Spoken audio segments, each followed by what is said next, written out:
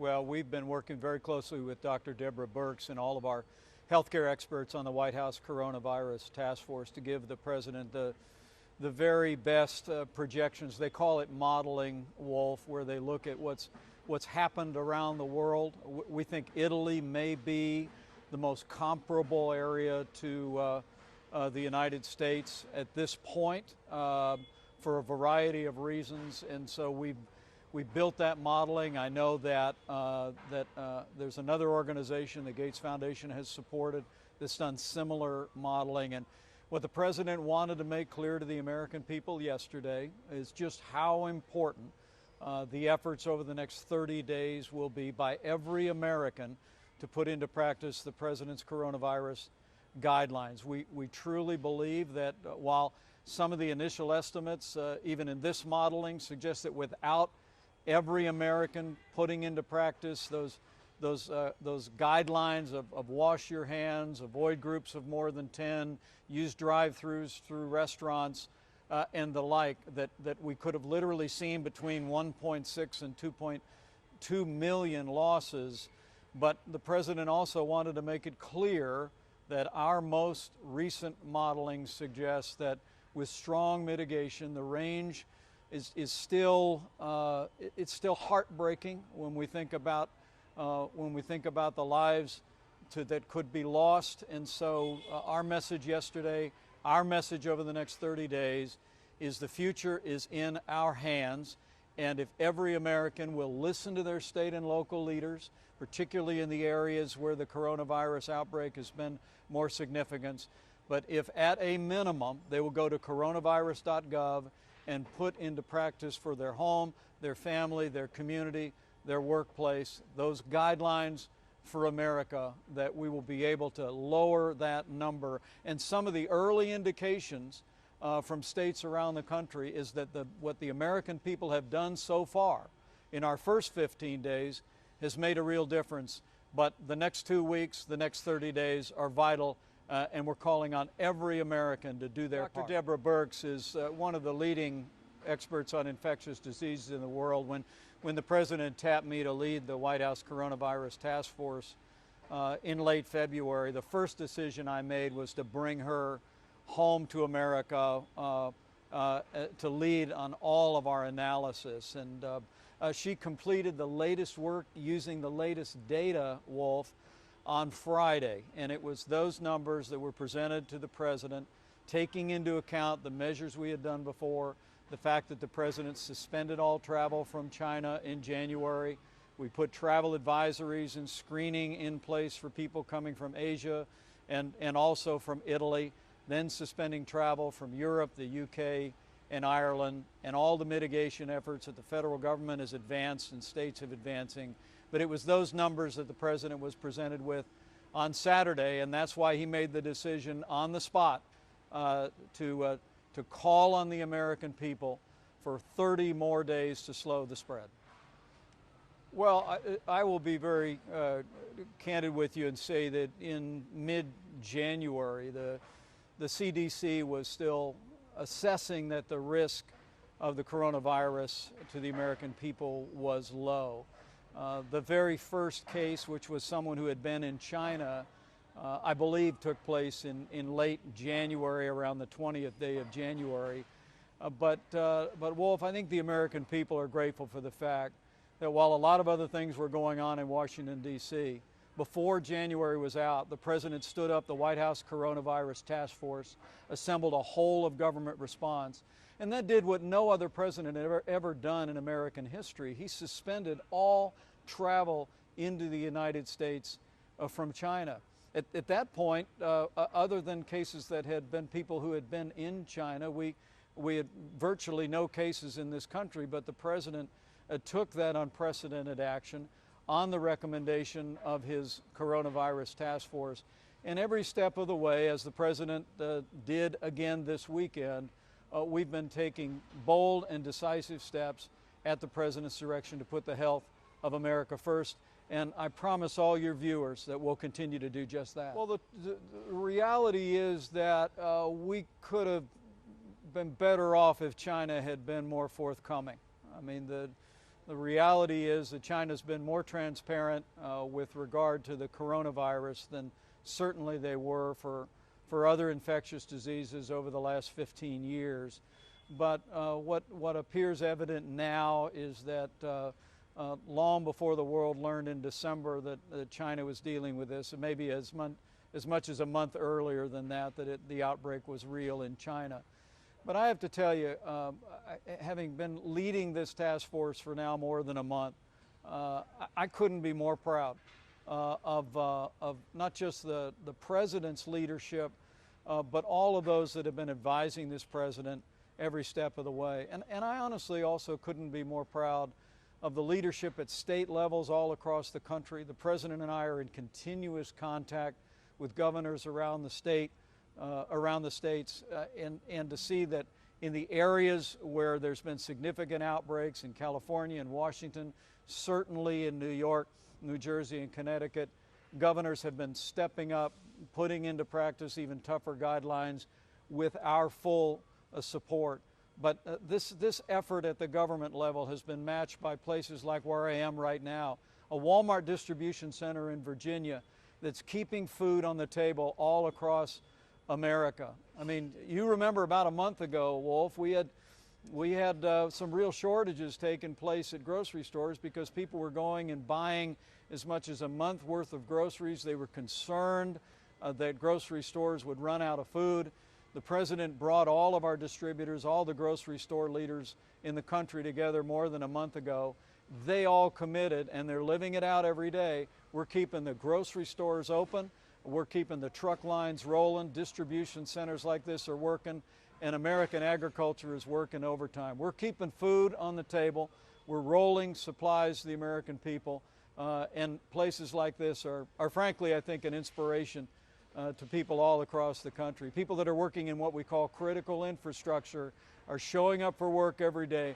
They're doing their part, and they're making sure the American people have what they need for their families and their communities. The President is an optimistic person. We've been, from the very beginning, when the President suspended all travel from China and stood up the White House Coronavirus Task Force in January, we have been hoping for the best, but planning for the worst. And that's been being worked out every single day. And what the American people can see in this President every day is a leader who knows that we will get through this. But as the President was clear yesterday, particularly the next 2 weeks are going to be very tough. And our hearts and our prayers go out to the families who've suffered loss so far. We continue to urge people to put these guidelines into effect because, Wolf, while the risk of serious illness to the average American remains low, the risk of serious consequences to seniors with serious underlying health conditions or anyone with an immunodeficiency is very real, and we want people to practice these guidelines so that they don't inadvertently expose someone who would be vulnerable. But let me be clear on the data point that you just made. The estimates that Dr. Birx unveiled yesterday, the so-called modeling that she laid out, was based on the mitigation efforts that are in effect in some states and also the President's coronavirus guidelines for America. We really believe if every American, whether you're in a state that has a significant outbreak of coronavirus or not, puts these into practice, and if every American in states that are impacted listens and heeds their state and local authorities, we can not only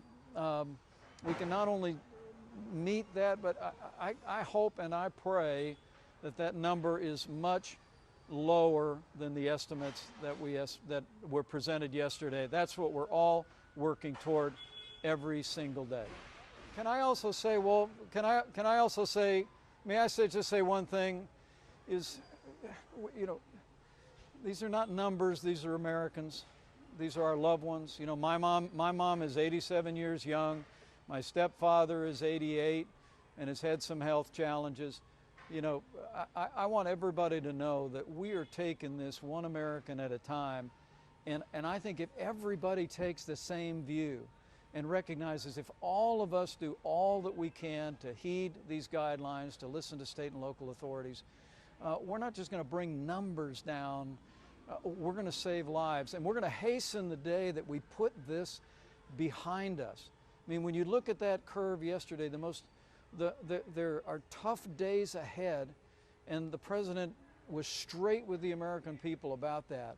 But I hope people look at what happens if all of us continue to do our part, and that is by sometime in early June, we could well have the coronavirus largely behind us as a nation, reopen our country, put America back to work. The time frame for the epidemic is a period of time where the number of losses becomes much lower by about Memorial Day weekend and June 1st. But I never want to minimize the loss. I just want to make sure people know there is light at the end of the tunnel. We can save lives between now and the summertime by putting these guidelines into practice, Wolf, and we can put this behind us sooner. Actually, I've been very inspired at the way over the last 15 days, people in states that have very little outbreak of coronavirus are still putting into practice the guidelines for America. And what I can promise your viewers is we're going to continue to bring the president the best recommendations based on real-time data and science for what every state, what every community should be doing. But at the present moment, we truly do believe that the strong actions taken in places like California and Washington and New York and New Jersey are appropriate. We fully support those efforts. We're resourcing those efforts. But for every American, heeding the travel advisory the president announced this weekend, of making sure the people in those areas of Connecticut, New York, and New Jersey refrain from travel, and if people have traveled out of those areas, check your temperature and self-monitor for 14 days if you're somewhere else in the country. All of those principles are what our scientists are telling us are the best recommendations to slow the spread. But I promise you, we're going to continue to look at every option. We'll bring the best science and the best recommendations to the president. Well, I can tell you that the White House Coronavirus Task Force has the CDC looking at the issue of masks as a protective measure right now. It was a number of weeks ago the CDC did issue guidance that if you have the coronavirus, even if you're asymptomatic, one of the ways to protect others is to wear a mask. But right now, I've had them looking at the science. We'll have a recommendation for the president. But every American should know that as you go out of doors, you're taking a walk, you're getting some exercise, as long as you keep 6 feet distance from anyone, you practice that social distancing that we've been making clear over the last several weeks, that will give as much protection as anything else. But we're looking at the issue of masks, and we'll have on CDC's recommendation, we'll bring those recommendations to the president at the appropriate time. Well, we believe that the likelihood is that just like the flu, that the coronavirus will likely manifest again either in the fall or in the winter of next year. The good news is that because the president brought together pharmaceutical companies right out of the gate, they formed a consortium. We're spinning up clinical trials on a number of vaccines. We have done that already in record time. But just as promising are the therapeutics that are being developed. We think by this spring or summer we could have therapeutics, what a layperson like me calls medicine to make you feel better, already in the marketplace. And then there's what the scientists tell us is also once the coronavirus has impacted the country, there'll be a certain amount of immunity that is built up.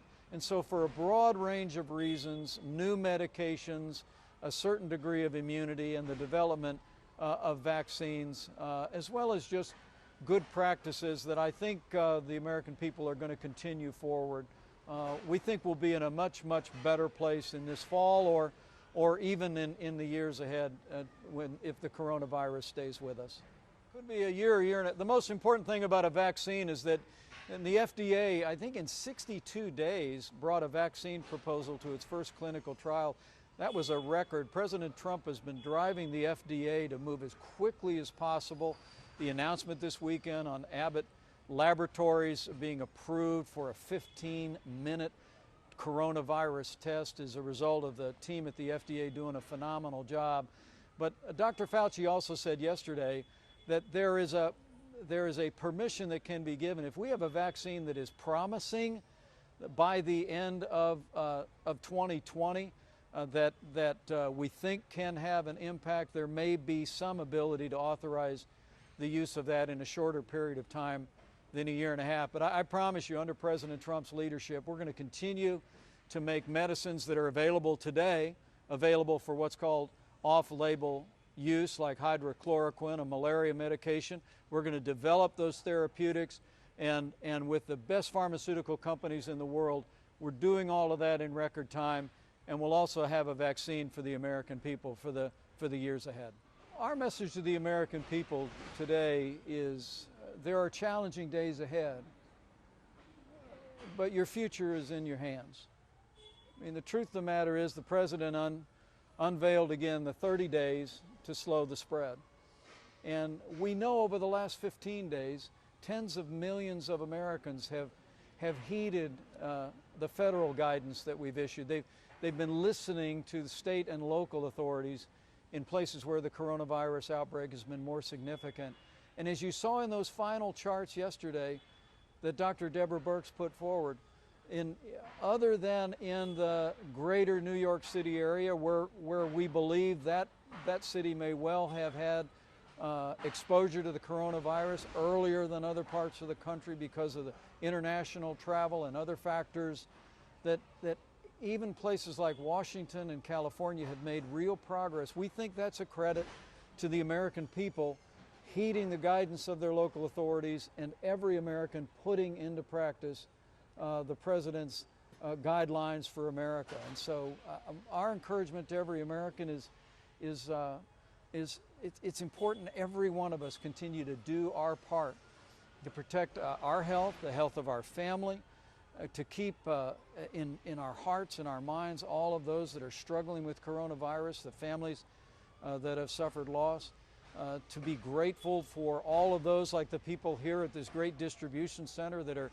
keeping food on the table around America, and all the people in law enforcement, and most especially our healthcare workers. Keep them in your hearts and in your prayers. If all of us do all that we can, we'll get through this, and we'll get through this together.